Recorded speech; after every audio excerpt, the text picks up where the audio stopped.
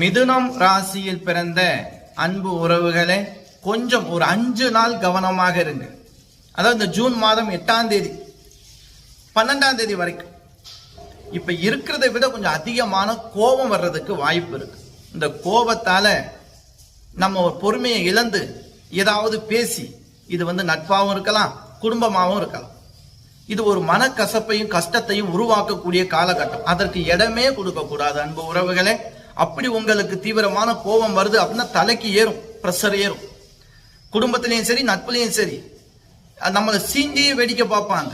ஆனா பொறுமையா இருக்கணும், ரொம்ப பொறுமையா இருக்கணும். அப்படி உங்களுக்கு கோபத்தை கண்ட்ரோல் படுத்த முடியல அப்படின்னா கொஞ்சோண்டு தண்ணீர் எடுத்து குடிச்சிட்டு நமச்சிவாயா நமச்சிவான்னு சொல்லிட்டு ஒரு 9 முறை சொல்லிட்டு குடிச்சிருங்க. சிவநாமத்தை சொல்லிட்டு கொஞ்ச நேரம் உட்காருங்க, சாந்தமாயிரும். அவசரப்பட்டு அந்த கோபத்தால ஏதாவது பேசி ஏதாவது வம்பு வழக்கு தேவையா அன்பு உறவுகளை வேண்டாம். ஏன்னா இது போன்று நம்ம தொடர்ந்து கொடுக்குறோம் அப்படின்னா கொஞ்சம் கவனமா இருங்க.